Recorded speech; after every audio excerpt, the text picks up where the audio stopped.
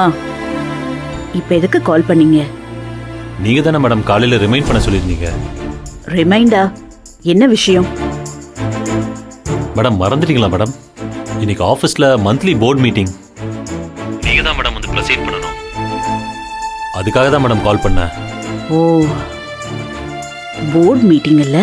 எத்தனை மணிக்கு? மேடம் ஷார்ப்பாக 10 o'clock மேடம். ஆ, சரி ஓகே. ஆக்சுவலாக நான் மறந்துட்டேன். என்ன ரெகுலராக நடக்கிற போர்ட் மீட்டிங் தானே? நீங்கள் ரிப்போர்ட் எல்லாம் சப்மிட் பண்ணுவீங்க, எல்லாரும் வந்து அதை பார்ப்பாங்க. இதுக்கு நான் இருக்கணும்னு ஒன்றும் அவசியம் இல்லை. You carry on with that. அடுத்த மாதம் போர்ட் மீட்டிங்கில் நான் கலந்துக்கிறேன். மேடம் அவங்க கேள்விக்கெல்லாம் நீங்கள் தானே மேடம் பதில் சொல்லி ஆகணும். என்ன சொல்கிறீங்க? இங்கே பாருங்க, ரிப்போர்ட்டை நீங்கள் சப்மிட் பண்ணுங்க. வீட்டில் இருக்கிற கன்ஃபியூஷனுக்கு எனக்கு ஒன்றுமே புரியல.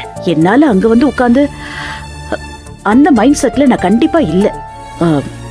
ரிப்போர்ட்ல ஏதாவது கன்ஃபியூஷன் இருந்து யாராவது ஏதாவது கேள்வி கேட்டாங்கன்னா நெக்ஸ்ட் மந்த் மீட்டிங்ல மேடம் வந்து கிளியர் பண்ணுவாங்கன்னு சொல்லிடுங்க. ஓகேயா?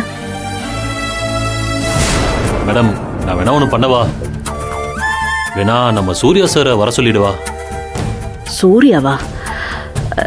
எனக்கு பதிலாவா? மேடம் நீங்க இல்லாத போது சூர்யா சார் தானே ப்ரெசைட் பண்ணியிருக்காரு. அதெல்லாம் அவர் பார்த்துப்பாரு மேடம். ஓகே, ஒன்றும் பிரச்சனை இல்லை. சரி, I am fine with that. எனக்கு ஒன்றும் இல்லை. ஆனால் நீங்கள் கன்ஃபார்ம் பண்ணுறதுக்கு முன்னாடி சூர்யாவுக்கு ஒரு தடவை கால் பண்ணி என்னன்னு சொல்லிடுங்க. சரியா? Okay madam. Thank you madam.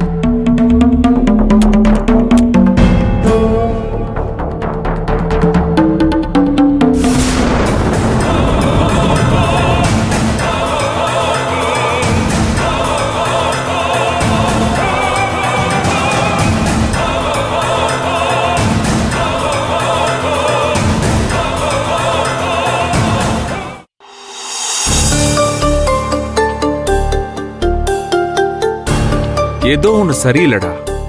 Something is missing. அது எப்படி? எவ்வளவுதான் கோவமா இருந்தாலும் ஒரு பொண்ணு செருப்பு போடாம வெளியே போயிருப்பா. அதுவும் அந்த செருப்பு தனித்தனியா வேற கிடக்குது. மச்சான், இதெல்லாம் ஒரு மேட்ரா? வீட்டுக்கு நிறைய கெஸ்ட் வந்திருப்பாங்க, எல்லா செப்பலும் வெளியே தானே கடந்துச்சு. அவங்க செருப்பை தேடுறப்போ ஏதாவது ஒரு செருப்பு மிஸ் ஆயிருந்திருக்கும், அவ்வளவுதானே? அது கூட ஓகேடா. ஆனா எதுக்கு அவ செருப்பு கூட போடாம அவ்வளவு அர்ஜென்ட்டா கிளம்பி போயிருக்கணும்? அது உனக்கு உறுத்தலையா? செம பாயிண்ட் மச்சான். பொதுவா அந்த பொண்ணுகள்லாம் ஷால் இல்லாம கூட வெளியே வந்துருவாங்க, ஆனா செருப்பு இல்லாம வெளியே வர மாட்டாங்க. Something wrong.